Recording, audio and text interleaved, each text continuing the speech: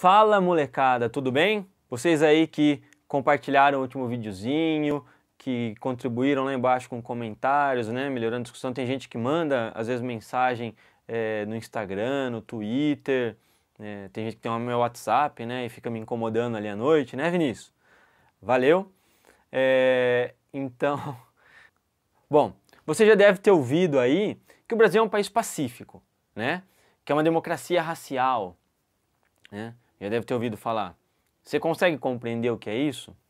Bom, é isso que a gente vai falar nessa aula de hoje, tá? Nós vamos falar sobre participação popular na história do Brasil.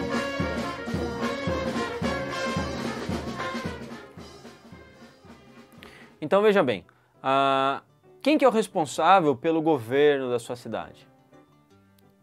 Com certeza você deve ter falado prefeito, né? Se você falou mais alguém além do prefeito, por exemplo, vereadores, tá melhor. Mas não para por aí. Não são só prefeitos e vereadores. Nós estamos num contexto democrático, a gente elege esses caras. Então, de certa forma, nós também somos responsáveis por isso. Tá? A participação não se resume ao voto. Tá? Fique bem claro. Tem gente que vai falar pra você aí que a democracia é votar. Não é só isso. E se o cara teimar... Não, você é burro, cara, que loucura. Como você é burro. Sai de perto, né? Esse cara está oferecendo crack para você, tá? Como eu estava falando, nós votamos nessas pessoas, então de certa forma nós somos responsáveis pelo governo deles. Mas como é que a gente pode participar hoje em dia, né? Quais são os mecanismos que nós temos? Ser candidato a vereador, então, ou prefeito e tentar mudar as coisas lá? Não, não é só isso. Vocês podem ver aqui na tela algumas ferramentas, né? Alguns mecanismos ali de participação. Você conhece algum deles? Você já participou, né, de alguns desses mecanismos aqui? É importante dizer para vocês, é importante que vocês saibam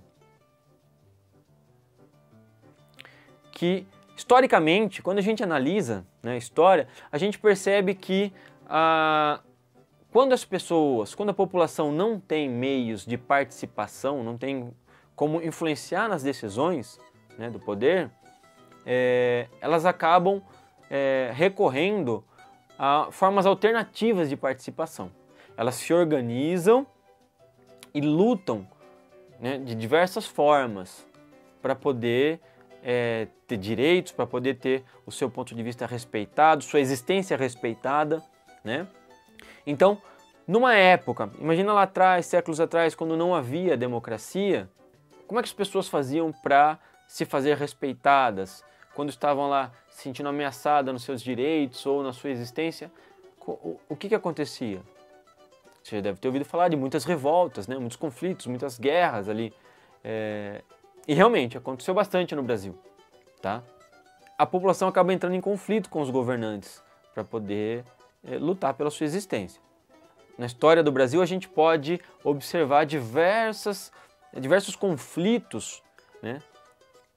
A maior parte deles ali com o mesmo pano de fundo, né? Qual é a reivindicação, qual que é o motivo daquele conflito? O direito de uso da terra e da extração. Esse denominador comum desses movimentos, ele persiste, ele vai durar, né, desde a época da colonização, lá do Brasil colônia, ele passa pelo período colonial, chega no período do Império e quando vem a República Velha, ele começa a assumir outras características, que eu já vou explicar para vocês. Então lá, com a independência do Brasil, século XIX, lá no começo do século XIX, os movimentos passam a ter um tipo de denominador comum. Tá? Antes disso, tinha muita luta pela terra e muita luta contra a escravidão. Essa motivação ela vai persistir até hoje praticamente, mas em alguns momentos ela sofre algumas mudanças. Então olha só, com a independência do Brasil, os movimentos passam a ter denominadores comuns, que é o quê? A insatisfação contra o governo, a pobreza e a miséria crescentes.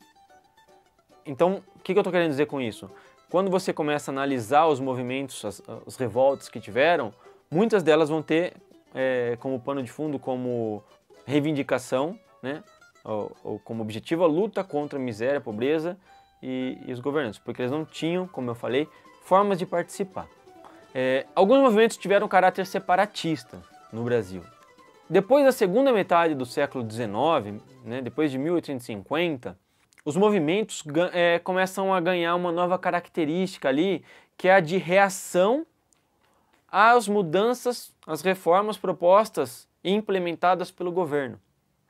Então olha que coisa interessante, como se dá a participação popular e os movimentos populares no Brasil. Ao mesmo tempo que luta contra a pobreza, a miséria, contra os desmandos, né? Porque a terra no Brasil sempre foi muito mal dividida, desde o começo das capitanias hereditárias, sempre foi baseada no latifúndio, pouca gente com muita terra e muita gente sem terra. Isso gera esse conflito, tá? Então, ao mesmo tempo que as pessoas estão lutando por isso que parece uma pauta progressista de esquerda, também tem um componente de reação à mudança, né? Um conservadorismo, um reacionarismo. Olha que interessante a característica dos movimentos e da luta da população brasileira. Tá? Não se esqueçam disso quando forem analisar os movimentos, a história do Brasil, ou mesmo o que pode acontecer mais para frente. Você aí, eu vou citar aqui algumas das revoltas, né? Mas vai ficar a cargo de vocês, eu não posso tá fora do objetivo desse videozinho, né, porque ele é curto também, eu explicar cada uma dessas revoltas, desses movimentos. Eu vou citar aqui, falar um pouquinho deles e espero que vocês possam pesquisar um pouco mais. Se não conseguirem, manda uma mensagem ali embaixo, né, que eu posso fazer um vídeo sobre eles mais especificamente, tá? Um exemplo desses movimentos, né, a Revolta dos Cabanos. Ela se dá lá em Pernambuco e Alagoas. Quem são os atores envolvidos? São pequenos proprietários, índios, brancos pobres sem terra, trabalhador, negro, fugido, né? Qual que era a característica? Era uma rebelião por demandas sociais e a libertação dos escravos. A posse da terra nessas regiões ali era reivindicada pelos grandes proprietários. Então eles queriam tomar a terra que essas pessoas aí, os cabanos, tiravam seu sustento. E aí entraram em conflito por causa disso, certo? A cabanagem, o que foi a cabanagem? Ela ocorreu lá em Belém do Pará, tá? E nome parecido e tal. Índios chamados de tapuios, negros libertos, mestiços, que participaram dessa revolta. E qual a motivação dessa revolta? Foram as ações do governo ali do local, que eram tidos como impopulares e responsáveis pela miséria da população. Revolta dos Malês, em Salvador, tá? Na Bahia. O que era isso? Primeiro, quem são os malês? Malês como eram chamados os seguidores do islamismo, tá? Hoje a gente chama de muçulmano e tal. Escravos muçulmanos, nagôs, se uniram com de outras nações. Esses atores envolvidos estavam em busca do quê? Eles estavam lutando contra a escravidão. Eles queriam liberdade, alforria, e era isso, né? A balaiada. Balaiada ocorreu no Maranhão, Piauí. Quem que participou? Vaqueiros, artesãos, escravos, fugidos, né? A característica ali dessa revolta era uma luta contra os demandos do governo local, o abuso do poder local, tá? A revolta contra o censo geral, onde que se deu? Em todas as províncias do Nordeste e Norte de Minas Gerais, tá? Camponeses, trabalhadores, rurais, pobres, se revoltaram contra o censo geral. Naquela época tinha uma ideia ali de que só escravo que tinha registro. Homem livre não deveria ter registro. E aí quando o governo resolve fazer o censo, o que é o censo? Contar as pessoas, saber melhor. É o que fazem hoje em dia, o IBGE. Quantas TVs você tem na sua casa, qual é o salário, né? Isso é um censo. O governo começou a tentar fazer um censo naquela época e as pessoas falaram, pô, mas como assim? Vocês vão me registrar? Vocês querem saber o que eu tenho? Né? Começaram também, o governo começou a impor o registro civil, né, dos nascimentos. Você nasce, tem que ter lá a certidão de nascimento e o RG. Uma coisa que hoje a gente acha comum, né, que na verdade é necessária Na época a galera ficou putaça e lutou contra. Por quê? Ter registro era coisa de escravo. E eu sou um trabalhador livre. A revolta do quebra-quilos, né, que aconteceu em vários estados, por exemplo, Rio de Janeiro, Paraíba. O que aconteceu aí? Pequenos comerciantes, né, a população trabalhador, ficou revoltada porque o governo queria colocar um sistema de medida único para o Brasil. Não tinha.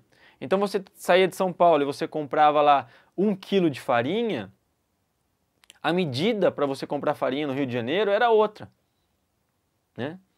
E às vezes 1 quilo de farinha lá não pesava igual 1 quilo aqui, né? Então o governo queria estipular que você tinha que comprar as medidas, 1 quilo, né? 1 quilo vinha uma barra de ferro que você botava na balança ali e tinha subdivisões para você ir pesando para chegar no peso do produto e que fosse um padrão e você ia ter que comprar aquilo. Então gerou uma revolta muito grande. Teve a Guerra de Canudos também, que ela é bastante famosa, que o Antônio Conselheiro com seus seguidores construíram o povoado de Canudos. Uma coisa interessante, ele era contra a república, ele era a favor da monarquia e tal, e quando vem a república se torna uma visão conflitante, né? O vilarejo de Canudos, ele recebia pessoal que saía das fazendas, pessoal que fugia ali do senhor, né, senhor ali da fazenda, do engenho, que era muito carrasco e tal, saía para, né, antigamente não se dava, antes disso não tinha como sair porque você não tinha pra onde ir. A partir daí você tem para onde ir, você se sente incentivado a sair e os fazendeiros vão ficando putos da vida, né? Opa, eu não posso mais xingar, esculachar o meu empregado porque ele vai sair e vai embora, né? É mais ou menos né? Como é parecido, falando agora, né? Há um tempo atrás as pessoas, agora eu não posso mais xingar o porteiro, xingar a babá que ele vai embora, que ele tem o Bolsa Família, né? Vira vagabundo. É mais ou menos parecido, né? Até a classe social que está lutando uma contra a outra, né? A diferença é que os meios de comunicação começam a funcionar hoje melhor, para virar um consenso em cima de uma ideia, tá? Mas, voltando aqui, a Guerra do Contestado, que aconteceu no Paraná, Santa Catarina. Quem que estava ali, os atores? Trabalhadores sem terras, tá? Eles reivindicavam o direito da propriedade das terras, que eles cultivavam e tudo mais. Eu estou passando rapidamente, porque temos pouco tempo, e é só para você ter uma noção de que os atores são sempre muito parecidos, as características, né, o porquê das revoltas são sempre bem próximos ali, parecidas, tá? Enfim, as revoltas aconteciam porque as propostas de mudança, né, eram sempre impostas de cima para baixo, ali o poder político, a elite, chegava e falava, olha, né, a partir de agora temos que vacinar essa população. Manda os agentes com polícia nas casas e injeta lá a vacina à força, né? Isso também gerou uma revolta muito grande. Veja como o desrespeito, né, a ameaça à sua existência, porque você não sabe que é aquilo que estão injetando, ainda mais naquela época que não se tinha tanto estudo, tanta noção das coisas, né? O analfabetismo era muito grande e era aí que começavam as revoltas. Então é muito importante você pensar nisso quando as pessoas não têm canais de participação, de deliberação, discutir, chegar num consenso e garantir, principalmente, né, garantir sua existência, garantir sua sobrevivência, elas vão buscar meios alternativos, sempre. Tudo bem? Espero que vocês tenham gostado dessa aula. Busquem, estudem, se informem, né? Se forme, estude. Pior que a ignorância é o comunismo. Sobre os movimentos, é muito importante. A gente vai continuar nos próximos vídeos. Escrevam lá embaixo o que vocês acham, qual desses movimentos vocês já conheciam, né? Se vocês gostam de algum dele, se identificam. Às vezes vocês aí de diferentes estados, regiões que estão assistindo, é interessante, né? Colocar ali o que vocês pensam sobre isso. Tudo bem? Muito obrigado, até a próxima.